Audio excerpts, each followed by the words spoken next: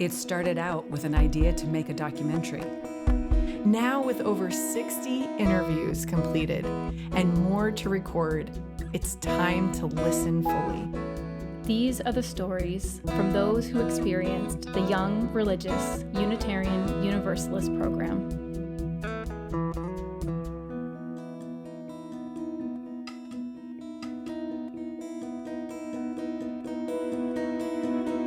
Hello and welcome to episode 8. My name is Naomi Cooker. And I'm Lindsay Cattle-LaPointe. We first met Emily and Aisha when they hosted a dinner church. Yes, a dinner church that we went and recorded. They call their gatherings Nourish. As the website nourishuu.org says, and I'm quoting from the website, dinner church is all about nourishing bodies and spirits through food and ritual. It is a worship service and a meal woven together to tap into the heart of what it means to be in embodied spiritual community with one another. And man, that spread was really good. We later visited them for a sit-down interview along with, at the time, a 9-month-old of Emily's. This made the interview interrupted slightly, but that's what it means to be multi-generational. I will admit to abandoning the camera and starting crawling around the floor with that little guy. We decided to keep some of those inserted detours in this episode. Talking with them both really showed us how YRUU has spread beyond the program itself, how it impacts family life, and how ministry can look. So I'm Aisha Ansano, Reverend Aisha Ansano. I use she, her pronouns, and I'm one of the co-founders of Nourish. I was born in Curacao in the Caribbean. My dad's family is from there.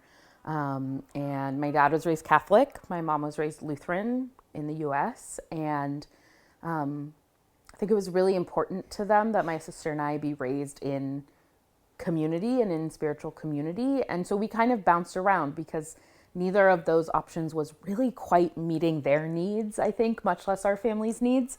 And so when I was really young, we went to Catholic Mass sometimes, and it was fine, but, it was not quite what my parents were looking for.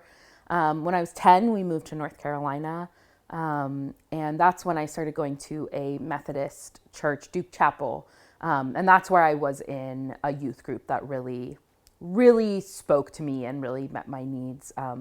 It's funny looking back because it was affiliated with Duke Divinity School, so it was led by seminarians, and I think that was really formative for me is, again, middle schoolers, high schoolers, and young adults, people in seminary thinking and talking about things, holding space for community.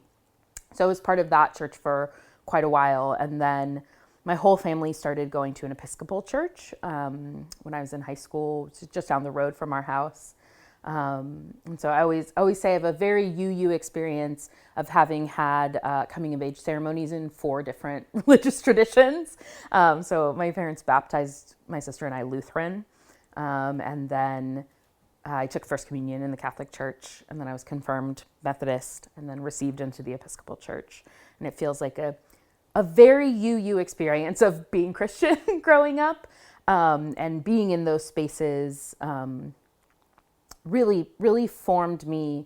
And so when I went to college, I felt very clear that I was not Christian, did not necessarily believe in the theology and the doctrine, but the piece of church that was community, and not just insular community, but also going out and doing things in the world with and for other people was a really important part. So when I went to college, I got really into interfaith work. And conversations and, social justice work and that kind of thing, even though I didn't really have a spiritual home myself at the time. I became a Unitarian Universalist in seminary, actually. I was planning to do a master's and go on to a PhD. But, I was surrounded by all these different people in different groups. And a friend of mine literally said, I think you would like the Unitarians. They light candles and sing songs. And I thought, great, I'm going to go check it out. And I basically went and never left. So in a lot of ways, the UU student community at Harvard Divinity School is my home congregation. That is where I became UU. That is where I discovered what being UU meant. And it was really powerful.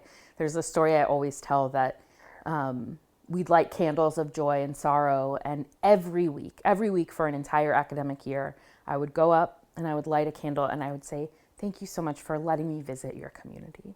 Every week for an academic year. And then finally, at the end of the academic year, they had a retreat, an end of year retreat. And it didn't occur to me that I wouldn't go. And I asked another friend who had dropped in, every once in a while, was she going? And she was like, why would I go on this student group retreat that I'm not part of? And that's part of when I realized, I think this is my community. And I ended up going to General Assembly that summer. It was in Providence, so it was really close. I was living in the Boston area. And being there really solidified for me. These are my people. This is where I want to be and how I want to be spending my time and having experiences and conversations. I learned about dinner church from a church called St. Lydia's in Brooklyn. It's kind of the first standalone dinner church, not a congregation that also did dinner church, but what they did was Sunday and Monday night worships. A friend invited me. We went down to New York. So that was really my very first experience with dinner church. I had this moment as someone who is an introvert and has a hard time sometimes just chatting with strangers, noticing an hour into this worship that I was just chatting with people and, taking someone's baby so she could eat and, digging deep into these conversations and things that I do not usually feel comfortable doing with basically total strangers. I knew one person at this service. So I think that was the hook for me of this experience. This experience is feeling like this to me and so powerful and meeting a need. It included communion and, theologically the bread and the cup is not, all the theology wrapped up in communion in the Eucharist doesn't mean much to me. And also the ways that they wove it in around community and connection and sharing a meal was really powerful. And so that's what kind of hooked me in. And then I think as I started doing research, really getting tapped into how ancient it is to share a meal with people, that it's what we do when things are really hard, right? You bring food to people and it's what we do to celebrate. Really connecting my very clear experience of dinner church, which I had connected to my experience growing up in a family that ate dinner together and cooked together, and then feeling that connection throughout human history. I think all of those things just kept adding up to each other. And I interviewed the pastors of a few different dinner churches, and I think seeing in different states, in different areas, speaking to different people, having different demographics, the congregants of a Methodist church that had closed, or young adults who weren't really going to church otherwise, or whatever it looked like, that this was meeting people's needs, felt like it clicked into a way that I was excited to serve community and be with people. When people eat together, at the most basic level, they become a little bit more similar. This is one of the things I learned in my research that has always stuck with me. If we eat the same thing, we take it into our bodies and begin to digest it, and it becomes part of our cells. So biologically, we become a bit more similar. And that feels like a biological and scientific version of the spiritual deep community connection that being around the table together, we share in a thing, we sing the same songs or we have conversation and we're maybe not agreeing, but we are having an experience together that really makes us a little more similar, not in trying to assimilate everyone to be the same, but in helping us understand each other a little more deeply. And so for me, that learning that we are actually physically becoming a bit more similar really feels like the grounding of what happens when we sit around the table together and what it means to gather and share food and conversation. So when I was growing up, my mom grew up in Texas and my dad grew up in Curacao, and then they met in New York. So, kind of all sorts of experiences. And so we ate a really big collection of things. So more traditional Curaçaoan food is a lot of fish because it's a small island. Even for being like a hot place, a lot of stews, a lot of things like that. But then also, you know, my mom would make spaghetti but then also stir fries. I remember one of our childhood friends saying like, you all eat a lot of different things, which I think really grounded this piece of food as comfort and as grounding and as connecting, but also as a way to try different things, a way to enjoy different things. So my family ate dinner together most nights, and both my parents cooked. And then as we got older, my sister and I started cooking too. I have this really vivid memory when I was 7 or 8 of making cheese omelets, and just like, I knew how to do it. I was going to make it. You know, that's what I wanted to eat. And then slowly as I got older, more complicated things. So I really like to cook things that are complicated. I don't do it a lot because it takes a lot of time and energy and planning, but you know, things that have to simmer for a long time or things that have a lot of steps. I really love what it feels like to bring a meal together like that. And I do always like to say that, like, I don't only eat fancy things. I also eat frozen breakfast burritos like every morning because it's easy and it gets me food. And, you know, that is also a thing that needs to happen. But I really love just being in the kitchen and just kind of, you know, stirring this thing and cutting these things up and bringing it all together. And even before I got involved in dinner church, I just really loved feeding people. I loved having people over and offering them food and, you know, nourishing them, or when friends are having a hard time, saying, just come over, I'll just feed you. We don't have to talk. You can just eat and get what you need. And I think that comes from my family eating together, inviting people in for meals. It's a really formative part of who I am as a person and also as a minister. So I worked as a youth coordinator for a year and as an assistant the 2 years before that. And one of the things that was so important in that space was autonomy and, you know, everyone being able to show up exactly as they are, bring what they can bring. And I think one of the ways that dinner church style worship and the ways we do things at Nourish really align with that is that everyone's on the same field, right? We're not saying, I'm here at the front because I know this and I'm going to tell you this thing. You know, Emily and I do lead the service, but we are inviting people in. We're saying, what do you think about this? What is your experience with this? What does this make you feel? Which I think often, especially outside of youth-specific spaces, youth and young adults aren't getting, right? They're being told, like, we're the adults, we have the answers, we're going to talk about this. And so the ability to be in communal space and have that experience and have your thoughts, your opinions equally weighted to everyone else's, I think is really powerful. It reminds me of, I led dinner church a few times with the youth. First time I kind of led it all on my own, or, you know, asked people to read things, but, you know, I kind of put it all together. And the second time I worked with a group of youth to do it. And the way that I always do it is small tables in the room. So, you know, there's 5 or 6 people and you can have a small group conversation and then we come back together.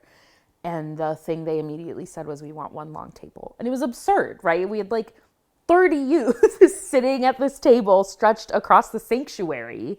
And of course, they all only talked to like 4 or 5 people, but it was important to them that everyone was around the table, that there wasn't, you know, oh, this table's talking about this. It's like, this is us coming together. This is our conversation. We're all here in this space. And I basically didn't lead any of it, right? I like facilitated them coming up with it and just let them do their thing. And what it meant for them to be able to say, like, we want to all sit together. We want to have this meal and we want to have the conversation and be able to, you know, take a moment and shout down 5 seats past where we're talking to and draw someone in there was really, really powerful. I do think it mostly works best to have smaller tables and smaller conversations, but it really shifted the way I thought about these kinds of conversations and dinner church worship, that we are all coming together to the same place to have the conversation, to have the experience together. And, you know, there's no, oh, there's only 2 seats at that table, or everyone ended up over here. We're all at the same place. So I think one of the things is that, you know, we center youth style worship and youth, but it's never that Emily and I think like, oh, we learned all this from the youth and now we're going to bring it and we're going to show people. It's like, we learned from that and find it so deeply grounding and spiritual and nourishing that is what we want to bring back to people. Hi everyone, it's Lindsay. I wanted to jump in here to tell you that we are having a con-inspired connective retreat November 20th to the 22nd on Cape Cod in Massachusetts. This is co-directed by myself and Reverend Jason Leiden, with our weekend musician Matt Meyer. Many of the people you will hear on this podcast plan to be in attendance and even help lead some of the activities. Our registration is now open with a special early bird price. When you head to our website, YRUU.org, click on Connective Retreat. It's time to connect. See you there. YRUU was such a formative time for me that it was the place that I was trying to see how I might fit into the boxes that society was giving me through school and through marching band and the other, you know, dance groups or other things that I was trying to fit in with. YRUU and the friends that I made within it, both in the Metro New York district and through camps that I attended and General Assembly, which expanded my world even beyond the local community, gave me people who saw me in my fullness and loved me into being. I could be most fully myself within Unitarian Universalist settings. I could feel most fully a person who was worthy of love and belonging, who could be trusted with leadership, who could have agency over my life and my choices, who could live into expansive possibilities with Unitarian Universalists who were my peers within YRUU. That formative experience of being loved so deeply outside of the traditional boxes helped me to become a minister and a leader within the queer community and with the Unitarian Universalist movement at large, to feel that I could claim space that was mine in this world, and that I had a voice that was worthy of cultivating, that was worthy of other people hearing. I also learned deep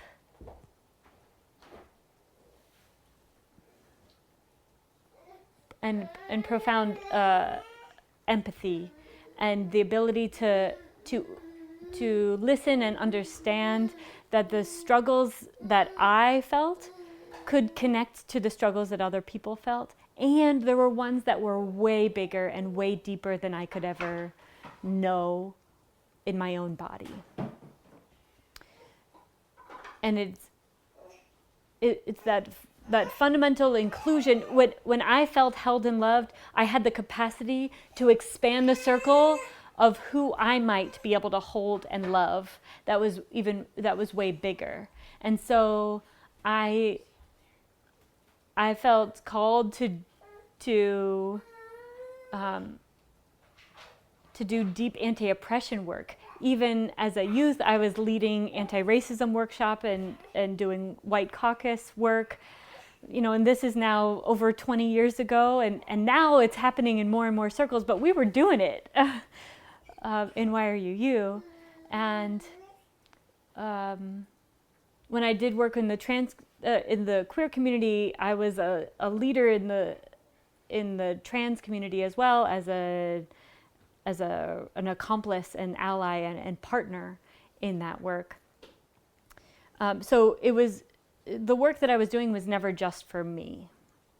And that I also learned the basic foundation of in YRUU as well. The district came and led a conference at my church, or con, so that they could show us what they were about. And I was a freshman in high school, and one of the worship services was a power shuffle, which involved a dimly lit room, and people are gathered on one side of the room. And when a question is asked, and if you answered yes to that question, you walked to the other side of the room and turned around and looked and paused and then came back. And it was during that worship that my sense of the pain and the power that other people around me in my youth group and in the adjacent youth groups, the pain and the challenges that people were holding that went unspoken really came to the surface in a new way. And it shattered me for a time. I felt lost and broken, and like I didn't know how to grapple with all of the pain in the world. At the time, we didn't have a chaplain at the con, we had a confidentiality agreement at the con, which I thought, as my naive self, meant that I couldn't talk to other trusted adults in my life about what happened, which is pretty unfortunate. I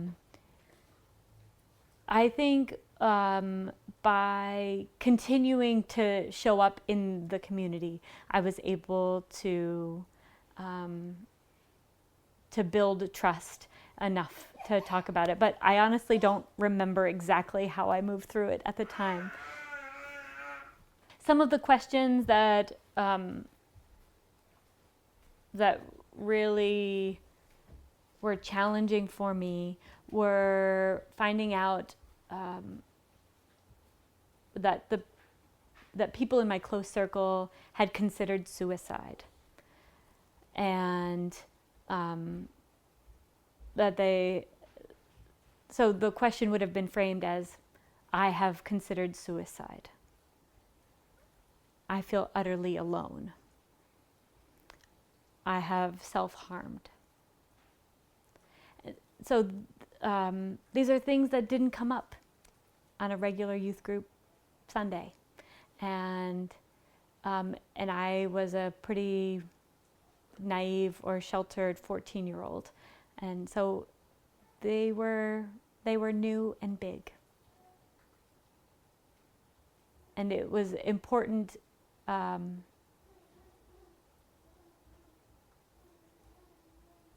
they remain important for me to always remember that people are carrying so much. And as a chaplain and a minister, I often get to hold space for people who are engaging with those challenges, and I think it helped me to always listen underneath. To be the person who says, like, how are you really doing? And how's your spirit right now? And, what's stirring on your heart these days? To be one of the people in community that can help hold the complexity so that they don't have to remain unspoken, that these challenges don't have to be held alone, that when they are held in community, we can all benefit from sharing the challenges together, and to help us feel that we're held in a larger love too. So I grew up in New Jersey.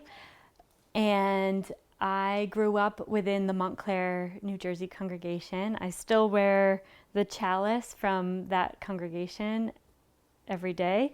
For many years, I wore the chalice that I got as a coming of age present, but it wore through because I had it on my chain for so long. And so I can't wear that one anymore. So I wear the Montclair, New Jersey congregational chalice here. So when I was 5, my mom joined that congregation as part of the young adult group. And she still has friends to this day that she made in the young adult group there. And I attended that congregation through the end of high school.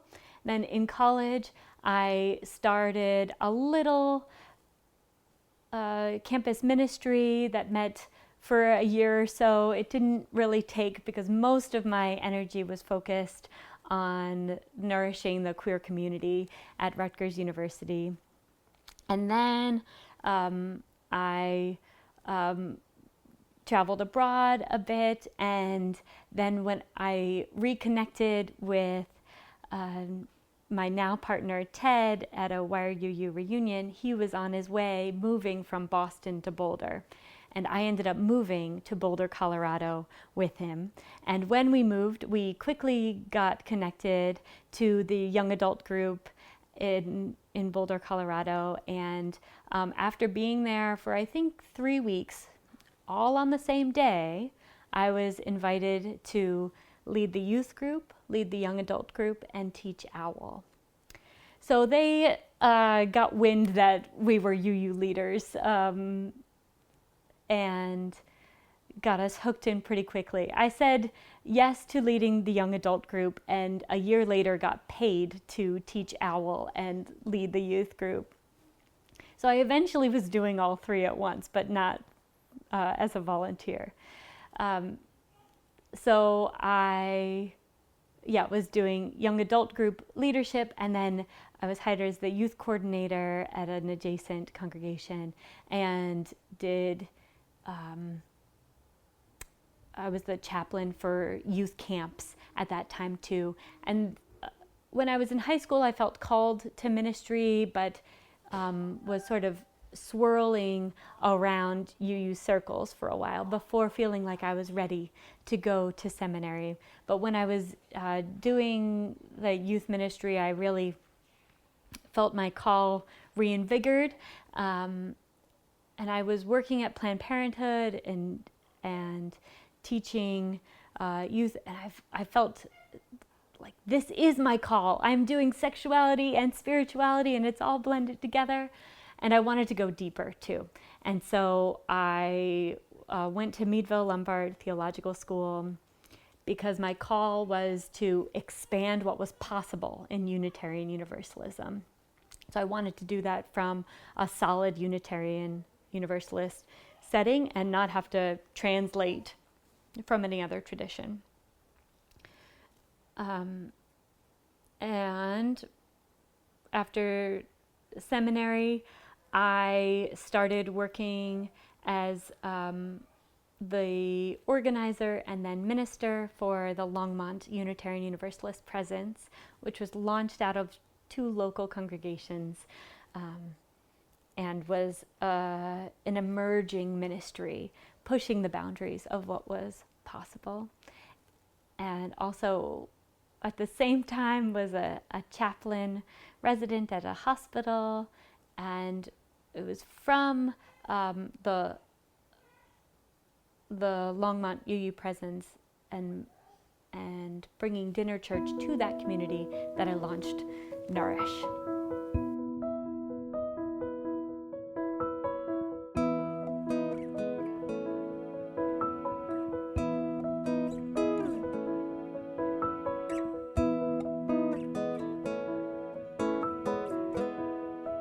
So I came out in high school. I first came out as bi, and that was the identity that I sort of stumbled upon and talked with friends from YRUU. It was like a late night conversation over AOL Instant Messenger with one of my friends from cons, and sort of clarified, I think this is who I am and how I've always been in the world, and now I have words to talk about it. So that was the first time I came out, was with a YRUU friend. And then from there, I came out to my family and friends. Hi.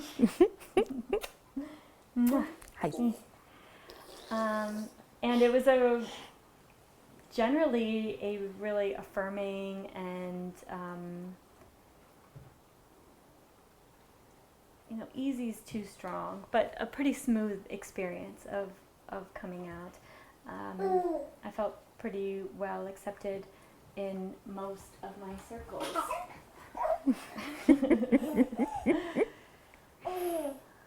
And then in college, I refined my identity to come out as queer, which gave me a more expansive set of possibilities around my gender and my sexual orientation, and also a more radical political stance, which more accurately represents how I engage with the world as a queer person.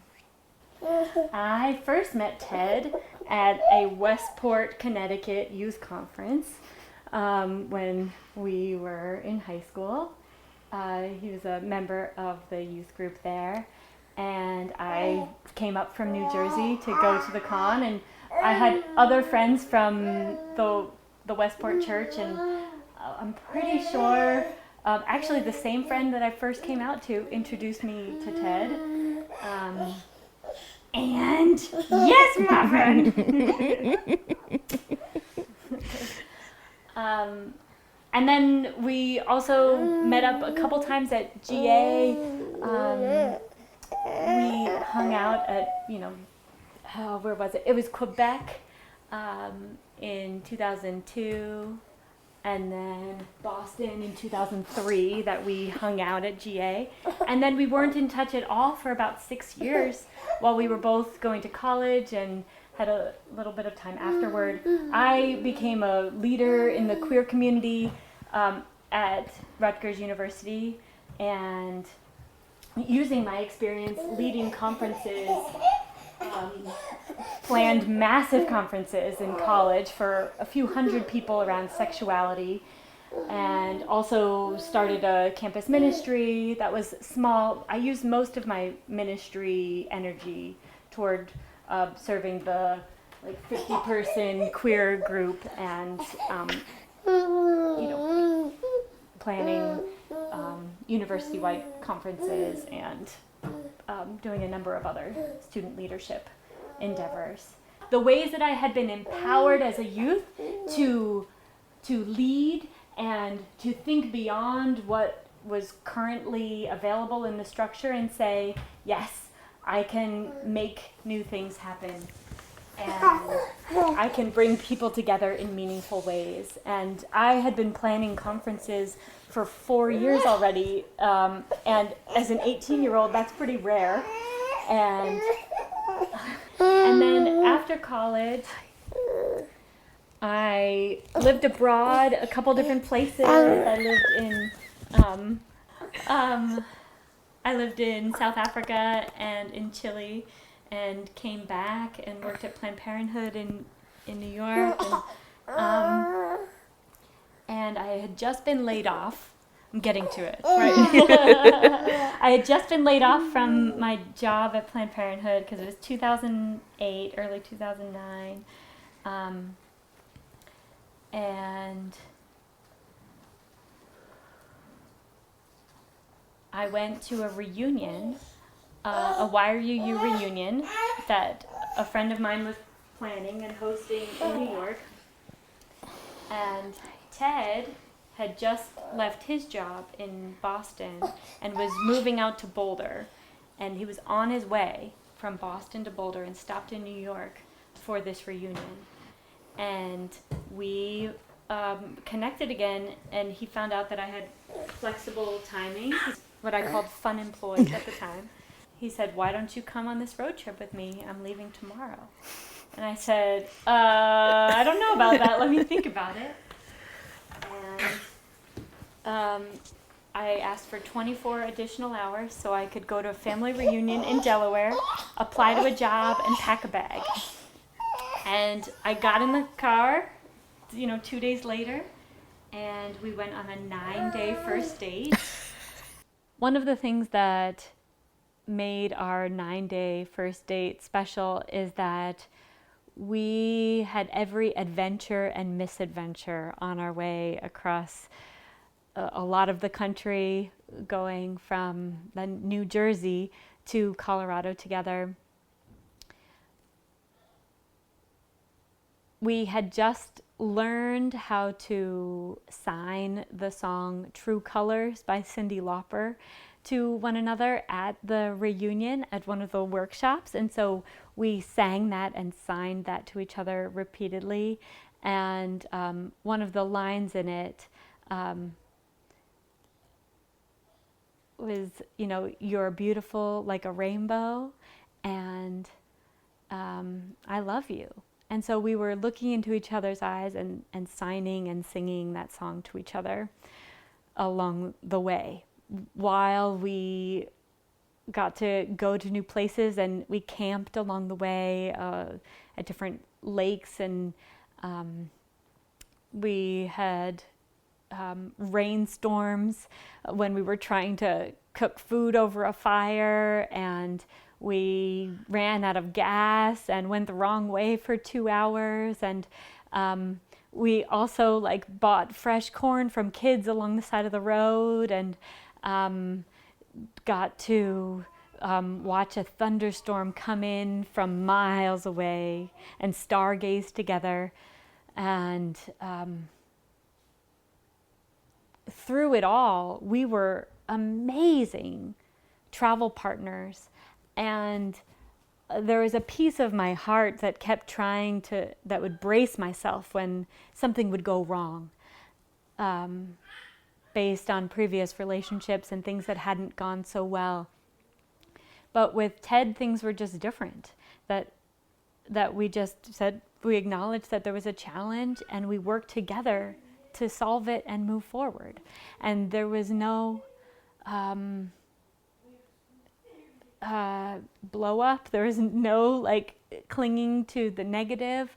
We were just partners in making the trip together, which translated very well into partners that make a life together, that come into challenges and acknowledge that they're there, and work together to find a way to move forward.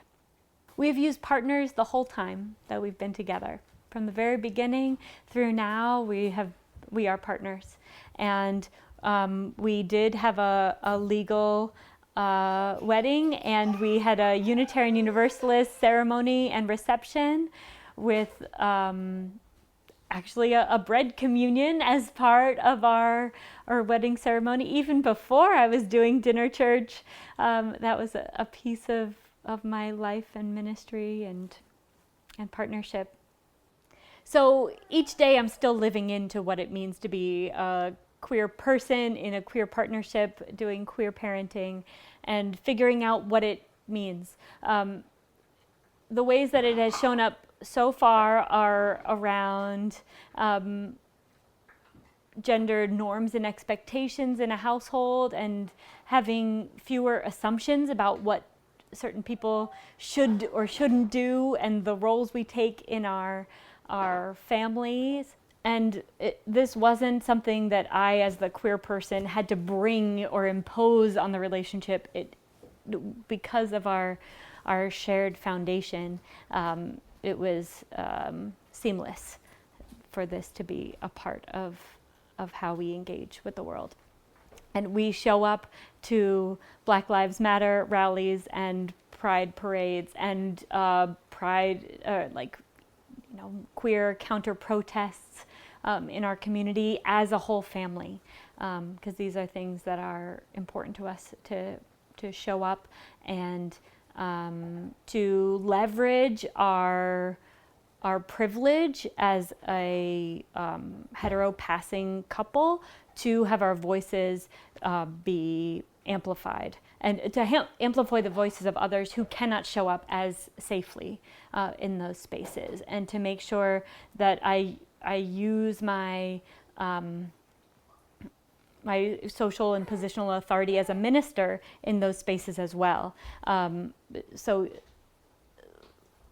leveraging our safety in order to make policy change, because our voices are sometimes heard louder than others. For example, my partner Ted takes care of all of the laundry, all of the food shopping, and all of the cooking, which are traditional roles for a feminine partner in a relationship, and he takes care of that seamlessly, and does the the mental load of those projects as well, which is something that people are talking about more, that when you're sharing tasks, to not just do it, but also share the thinking about it, the planning for it, making sure you have the supplies for it. And so we have a really good balance of mental load and household responsibilities that buck some of the traditional norms in that way, which is a very small example of the ways that it shows up in everyday life. The piece that's really important at this phase of our lives, when we are raising a 1-year-old and a 4-year-old, are the ways that it shows up, that queerness shows up in our parenting, and anti-oppression work shows up in the ways we are parenting as well. The way that we dress our children in many different gender expressions, so that they can have pictures of themselves in many different gender expressions, so that they can feel what that feels like to have that, and also to have perhaps when they grow up, to see themselves and the gender, the full spectrum of gender represented in their baby photos as well. And the pronouns that we use with our children, we start out with one set and ask them as soon as they can talk about the ways that they want to be referred to, and the ways that they want to engage with the world, and the clothes they want to wear, the names they want to be called, and the words they want us to use to describe them. And it's just woven in to our daily world. Just a few weeks ago, there was a local library was having a drag queen lead a makeup workshop for teenagers, and a couple folks said that they were going to show up to protest it, because they were against teenagers learning makeup from drag queens. And so my family showed up as part of a counter protest with a few hundred other queer folks and queer ministers. But we had some of the few children that were there, and I found out later from a number of other folks that they didn't feel comfortable showing up, that they have queer kids in their families, or their family members feel more vulnerable when they know there are going to be hate groups present, that they didn't feel that they could show up in that space. And I did not feel that my family was in danger by showing up, because we have that passing privilege. We have white privilege and hetero passing privilege, so that we can show up and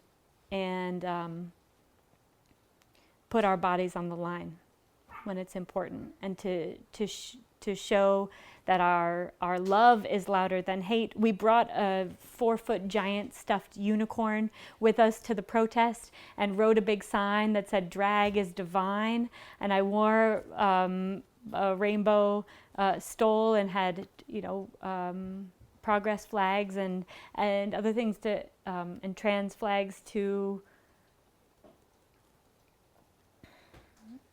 be a loud and bold positive force amidst the hate that was showing up in a neighboring town. For me, queer is an expansion of possibility around who I can and might and will be attracted to on many levels, socially, romantically, emotionally, physically, and who I might feel connected to on all of those levels.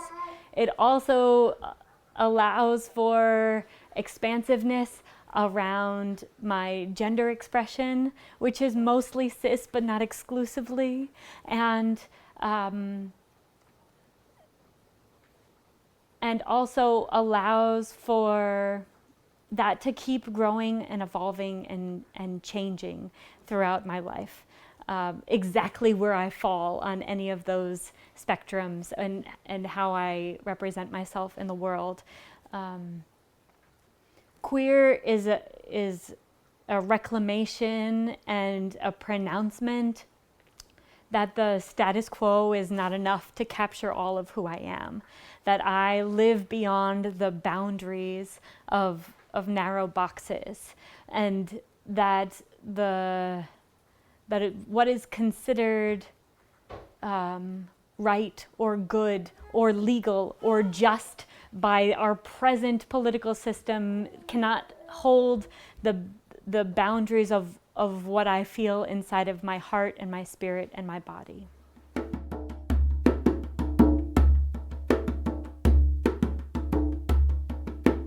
We will return after this message. Thanks so much for all your amazing support for our documentary. Your help in so many ways is super valuable as we keep moving forward. To get these important stories out to everyone around the world, we are now looking for a little more financial help. Please head over to YRUU.org. That's all spelled out, YRUU.org/donate, and give whatever you can. We really appreciate your generosity.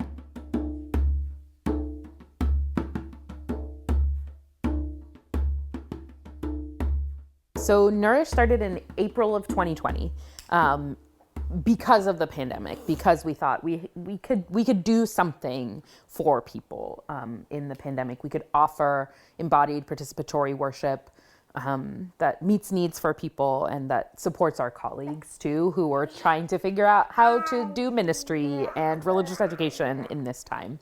Embodied ministry is an orientation toward worship that I learned as a youth and grew up in, that is more connected to my own body and those of other people through engagement and participation, through generating the wisdom in the room and cultivating it so that we can all learn from one another and from accessing the Spirit through that community. And so embodied worship is something that I learned and honed young, and this iteration of embodied worship is dinner church. And dinner church is just what it sounds like. It's a meal and a worship service blended together, which is an ancient spiritual technology that we are now leveraging in a modern context to help people feel more connected to themselves and feel fed in body and in spirit and connected to each other through these deep ancestral roots. One of the things that I think is really important to us is that embodied worship and participatory worship is not one person at the front of the room, giving down wisdom, but it's collective. It's only possible with the specific people who are there in that moment. Everyone is sharing, everyone is bringing their own experiences, their own questions, and collaborating to create worship together instead of just receiving it. And there are so many versions of that, but we have gone there through Dinner Church with Nourish. One other piece that I want to add is the importance of moving away from hierarchy and moving away from white supremacy culture and oppressive institutions that have a top-down approach to who holds the knowledge and who can access the Spirit. And also by accessing our bodies, we are working to do anti-oppression work in that and moving away from the head as the only source of information. Embodied worship in general and the way we access it through Dinner Church is that so often in many spaces and often in worship spaces, we are just thinking about things and we're kind of, neck up, engaging with conversations or ideas. And the thing about Dinner Church, about gathering around the table, is it brings worship into our bodies in a way that integrates it into the ways we are in the rest of our lives, right? So sitting around a table with other people is something that we have access to and experience with individually and personally, and also generationally and ancestrally. Eating together is a thing people have done since human beings existed. It is a way that we build community. And so what it means to be able to access that and be present in a different way than other forms of being together. So being around the table, being in a communal space, really accesses a different part of who we are and brings our full selves into worship. Dinner Church is different from a dinner party because there's intentional ways of being together. And I think the line can get pretty thin between the two. I think you can have a dinner party with your friends that feels deeply sacred and communal and, spiritual, without it being called Dinner Church or you thinking about it that way. But for us, there's a little bit of ritual around it, so we'll light a chalice at the beginning, we'll sing some simple songs, we'll have conversation. But it's not just those things that are, maybe more recognizable as worship. It's also, we're going to take the time out of our day. We're going to step aside and gather intentionally at this table. This is the thing we're doing together right now, which again, can happen at a dinner party too, but we're saying explicitly, let's be together in this space right now and gather and be in a community in this moment. So one of the things I think that has been really important is a little bit of some of the space that feels, I think, more like a dinner party, right? Gathering, maybe you're setting the table, we get up and go get food and we come back to the table and we have conversations. And we often don't program over that very much. We let people, we put a little bit of, when you come in, maybe you share this with someone or you find a seat and do this thing, but we let that piece happen because that's actually an important part of gathering. It's not like, let's sit down and do 15 things in a row so that we're doing Dinner Church. And then when people have their food, when they've chatted a little bit, when they're sitting down, we invite people into sharing, into conversation. And again, it can be as structured or as loose as folks need. We like to put some structure on it so that people aren't, not sure what to do. But if we ask a discussion question and people take it 15 steps past it to something totally different, we're not trying to pull people back from that. We want to be facilitating conversation and interaction and things going where people need them to go. But we do often do simple songs, usually songs that can be taught, without written down words and without needing instrumental accompaniment, simple repetitive songs, and invite people to sing those. We'll do an activity or read a story, tell a story, often like a story that's created aimed towards kids, not trying to be big and complicated, but just setting the tone and then inviting people into conversation. And then I think one of my favorite things that I learned from Emily is when we all come back from small group conversations, then we share back what we did or what we talked about, what was surprising, what came up in that time, taking us from, maybe we have 5 small tables having conversations, but now we're bringing the whole group back together into here's what was going on. And you might hear, oh, that table talked about something similar, or, oh, I hadn't thought about that, or they went in a different direction, which feels like a really important part of bringing that community back together. 2 other rituals that I want to add are that we do in some services, but not all, are a mindful bite, where we slow down and use all of our senses to cultivate appreciation for that bite or sip that's in front of us, whether it's real or imaginary. And we do imagination mindful bites often. And also help us feel connected to a cycle of nourishment that came in through the food and we give out in our lives. And it helps me to slow down. Yeah. And that's something simple that people can use at any time to help practice imagining and also feel connected to something bigger. The other ritual that we've woven in is something that I learned as a youth called a love feast or an agape feast, where we feed and bless one another. And the way it works in our virtual services is that we hold up an offering of food or drink, real or imaginary, to the camera and offer a blessing to someone through the camera. And then we take a bite or sip to connect to it. Excuse me, Ruth. That's not for you. That's not for you. Come here. It's so funny. Because we are connected to one another even across a distance, and we can bless one another, and we can feed one another and nourish one another for this long haul work of building a more just and loving world in community. And we need one another to do that, and by even imagining doing it, I feel changed by it. And that's what our people, our worship participants, our congregants are saying, that they feel it too.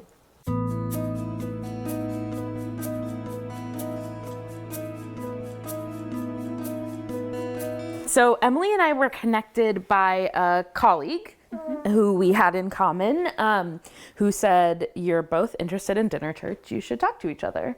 And we were both doing youth ministry That's true. at the time as well. And so to find that exact slice of people who are doing dinner church, of which there are no other UU ministers doing dinner church, and also have a passion for youth ministry and be employed in youth ministry, we were so grateful to find like this other needle in a haystack of a minister who really got what we were doing. Yeah. And then we chatted some, I don't know, every few months on the phone of just like, what are you working on? What are you working on? How's it going? And we had a call scheduled for the very end of March or beginning of April of 2020, which was when we said, like, I think we have a thing that we can offer people. Neither of us was working in our youth job anymore, or were you still? I wasn't doing youth, but I was still doing dinner church. Yeah. So we had both, weren't working as youth coordinators anymore, but were deep in dinner church. And we said, I think we have something we can share with folks in this weird time of whatever ministry and church is right now. And at the time, we each reported having multiple people come up to us in professional settings or even at random dinner parties and say, hey, will you tell me about dinner church? I think there's something here that my congregation really needs. Yeah. Because the landscape of our religious world has been shifting for a long time. And some might argue that it's always been shifting. And yet there is something really specific about these last few years where we've been noticing that the needs of families in particular, but also people of all ages, people were seeking something different when they came to church and had less to give when they came to church. And so our congregations have been looking and exploring for a while about how to help feed people in body and in spirit in more ways and expanding the possibilities. This isn't necessarily going to replace corporate worship, Sunday morning sermon-based worship completely. And there are a lot of people that are hungry for something more. The things that are shifting in our religious world are manifold, that I will not be able to give you a full and deep answer on. John Roberto's Faith Formation 2020 talks a lot about this, and others before and since his work have been talking about the lower rates of participation in congregational life. There's less generational pressure to join and stay in a congregation. People's lives are busier, and so they don't come to things as consistently, if at all.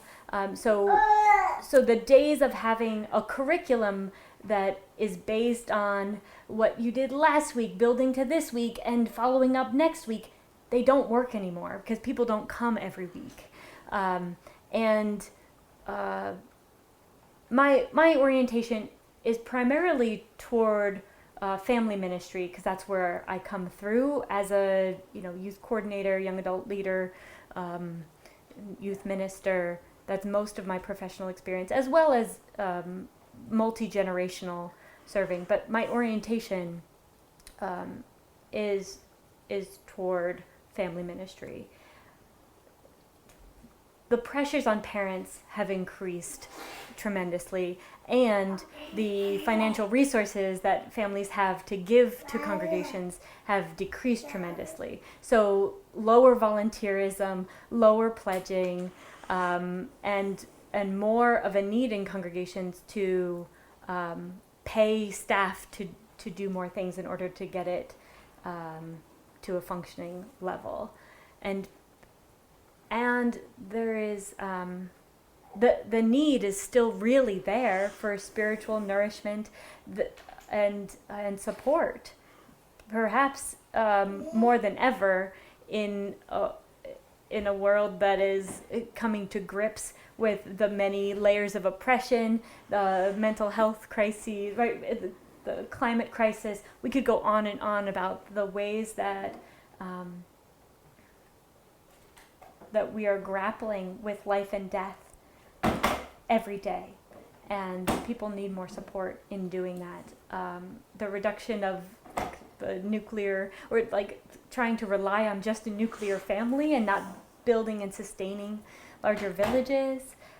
That's a piece of it. Feeling disconnected from any sense of your child's spiritual growth,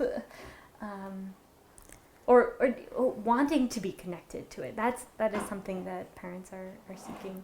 Right? Death of Sunday School is another resource that people use. A lot of this is, or the resources that I was using to be the foundational work that I used to start the first ongoing in-person dinner church, 2017, around then, in Longmont, Colorado. So the texts that I am drawing from are a little bit older now. I know that people are updating their resources every day. I think one of the things that's really true about this shifting religious landscape is that it's not that the things church can and has offered are no longer needed, right? Like you said, I think they are perhaps even more needed as we like continue to shift in the world that we're in. And the number of other things that are out there trying to meet those needs or other needs, right? Like, we're not in a place where Sunday morning is a time that everyone keeps free to go to church. There is soccer practice. There's all the things. There's that, maybe that's the only time your family can be together. Or, you know, maybe you don't work on Monday to Friday, 9 to 5. And so, you know, Sunday morning is not this beautiful free time. But it doesn't mean that people don't need community. They don't need spiritual care. They don't need help grappling with big questions kind of on the day-to-day and then when something hard happens.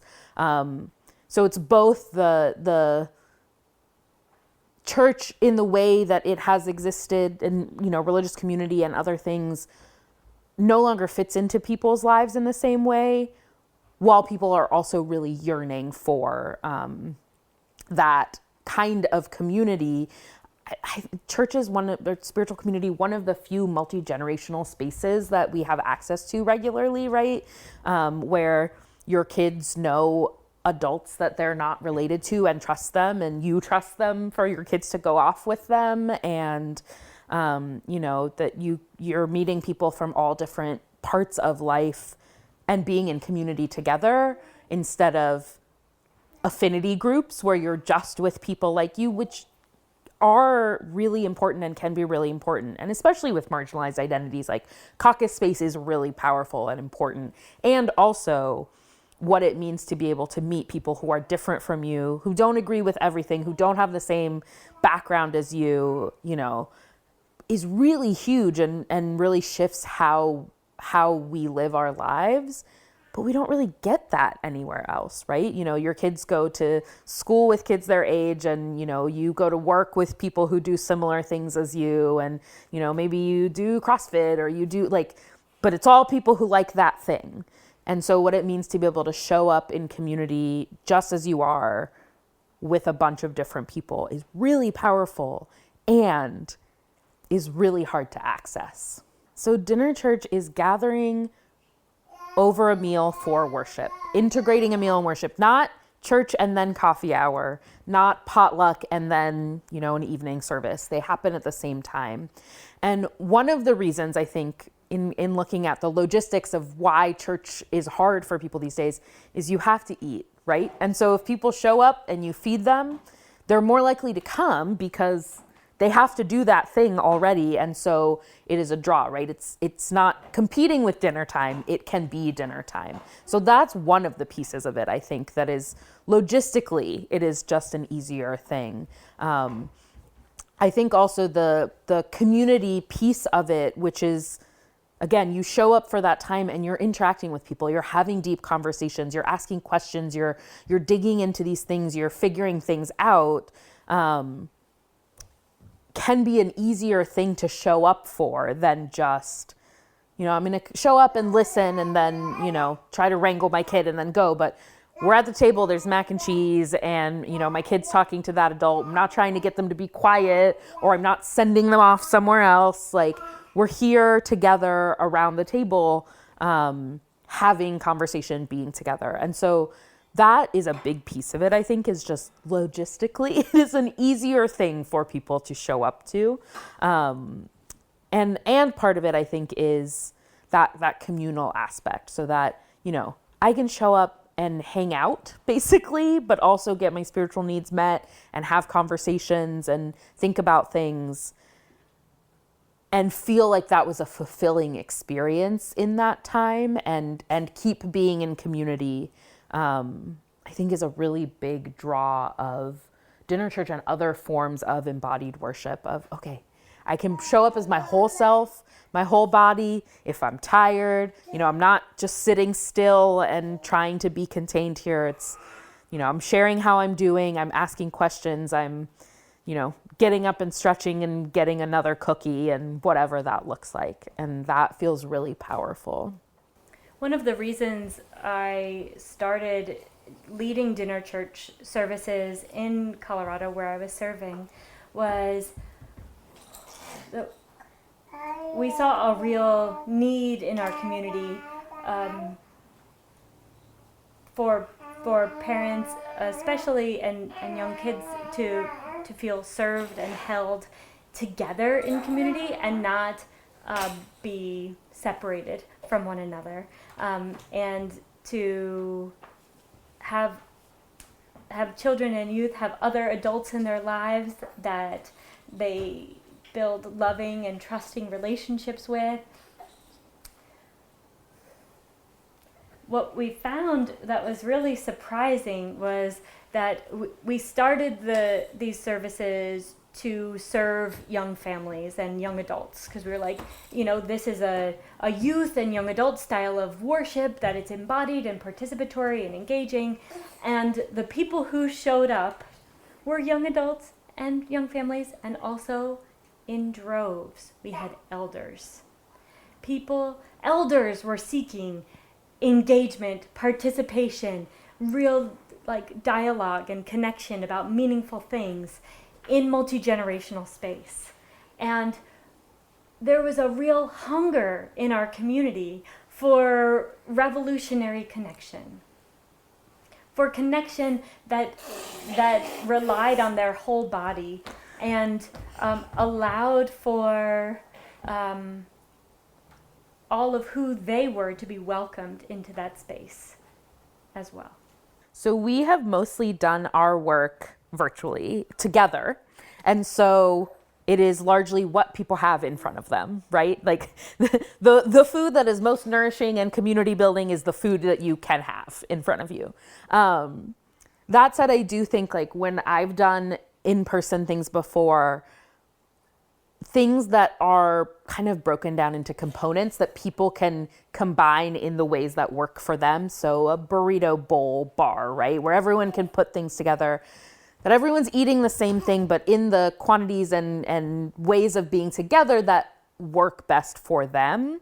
And rather than trying to, cook an entree that fits everybody's needs, that I think has been a really important piece. And we even, I think in some of our virtual offerings, churches have given people a spice to share, or I think one did cumin and garlic, and invited everyone to cook something with that. And it was a wide variety of things, right? But there is something that has a communal piece to it, and that everyone can meet their own needs. Because trying to meet every dietary restriction, and not spend too much money, and things people like and don't like, gets really complicated really fast. That is one of the hard things about eating together in community. And you can do potluck, but that's one way of doing it that can kind of fill in those gaps. But I think creating something that has a central cohesion and letting people do with that what works for them has really made a big difference.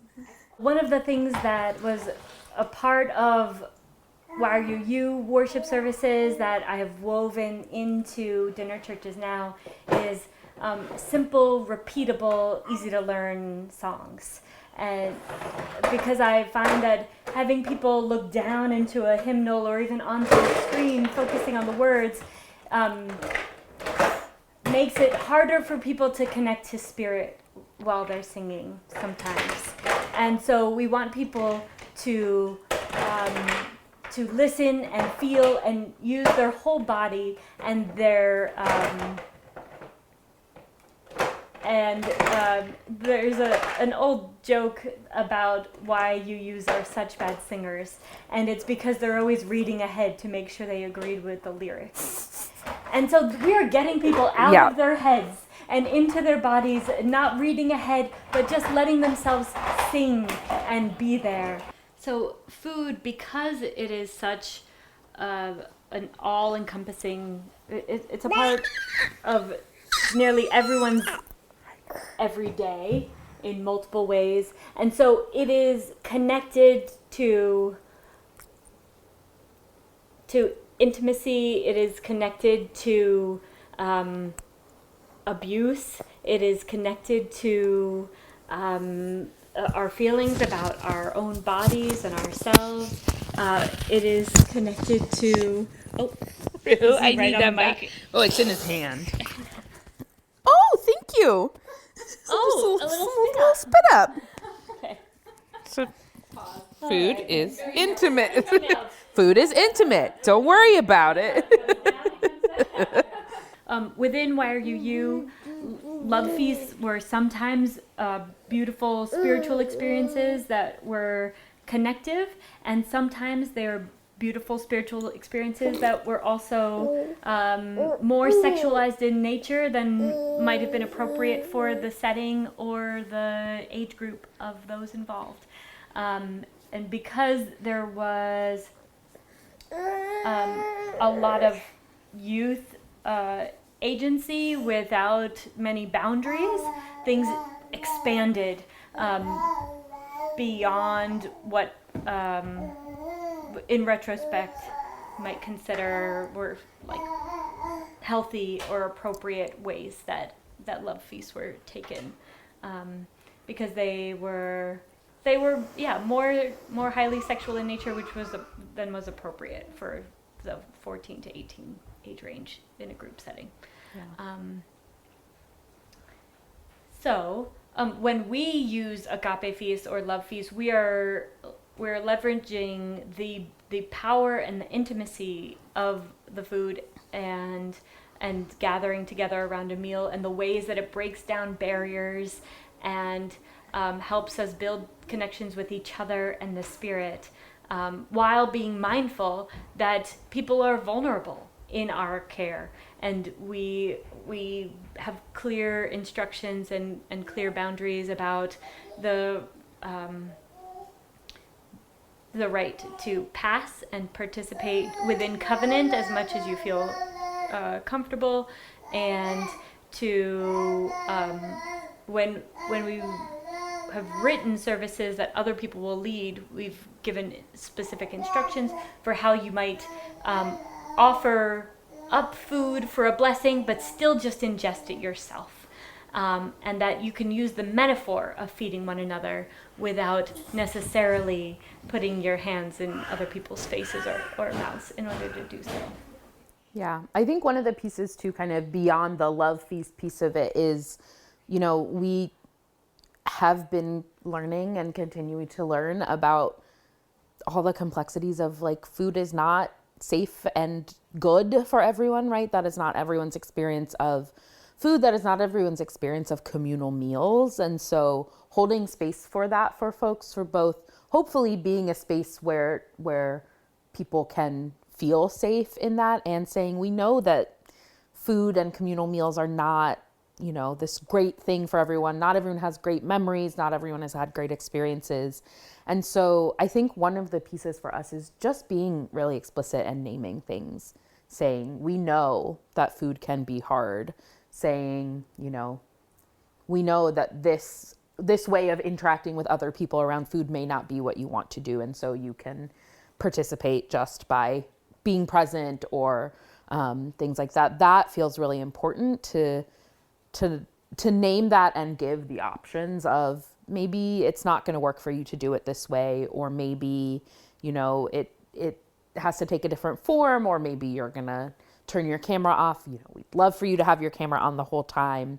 And maybe for you, what's best is not, participating on camera, and just naming that. I think every time we come up against something that feels like it could get tricky or thorny, it's like, okay, let's us name it to each other and talk through it, and then think about how we want to acknowledge it to folks and give them a different option. Or sometimes it's just the space of saying, we know this might be hard, that lets people be okay with the complexities of it. Mm-hmm.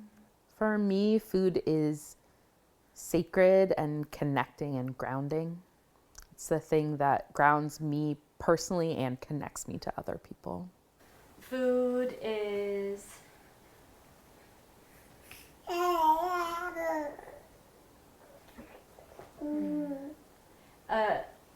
a thread that connects us to our ancestors, to our humanness, to our vulnerability.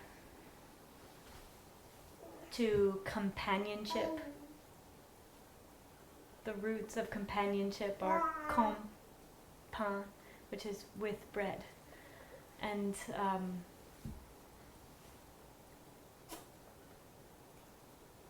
that fundamental, finding both the fundamental sameness in needing to eat and the infinite diversity in the possibilities of what we can eat and how, are the balance for me of finding and celebrating the multitude. I think there's one thing here that is about the ways that we're pushing the boundaries of what it means to be in ministry in this time, and what it means to be ministers that are doing entrepreneurial endeavors. And we are not community ministers serving the outside community. We are serving our faith. We are serving religious professionals. We are serving the movement of Unitarian Universalism. And so we are a new iteration of what it means to be a minister in this time of change, when we are shifting what it looks like and feels like to be in religious leadership. I think too, along those lines, is it would be very easy, I think, to do this work and never talk about how it is inspired by youth work and grounded in that work. And it feels really important to name that. Always, and at this time in our faith, right, to be able to say that the ways that youth and young adults gather and do worship and support each other and are in spiritual community together is actually really, really powerful and grounding for all Unitarian Universalists. And that is crucial. That is a part of how we continue to shift and stay relevant. So, I think we so often have this, well, the youth do their thing and then they become adults and they do adult church. And it's really important to us, even when a service we're hired to do is not explicitly multi-gen, even if there are no kids there, we're telling stories, we're doing activities, we're doing embodied practice, we're asking simple questions and singing simple songs, because that is actually the core of how we want to worship together and what we think is important about spiritual community. And so that feels really crucial, that it's not just we're good at doing multi-gen things and we're good at incorporating kids and youth, but that is actually the grounding of what we do, no matter who we are working with, no matter who we're leading worship for. That is the grounding piece of it, and that is really important to us, and that we always have it in mind, and that we talk about it a lot and name it to others a lot. And that this style of embodied worship that we are bringing at this time through dinner church is Unitarian Universalist worship. We are not coming in with this newfangled thing. This is the worship that comes through Unitarian Universalists that are raised in this faith. I am of Unitarian Universalism. I wasn't raised in corporate worship, so I don't know corporate worship. I don't embody corporate worship because that's not the ministry that I was called to when I was 16. This is the ministry of my faith. This is the ministry of Unitarian Universalism as I know it and see it.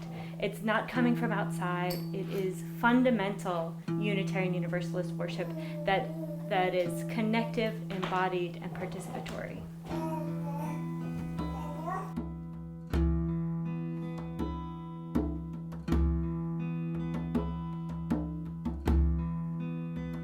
This podcast was produced by Linden Tree Productions.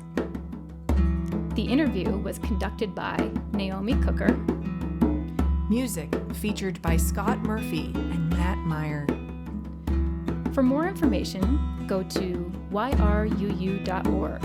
That's the question all spelled out, YRUU.org. Don't forget our documentary, YRUU, is available to watch now by renting or buying it through Vimeo. Please subscribe and review this podcast. It will really help more folks find this content. Thank you.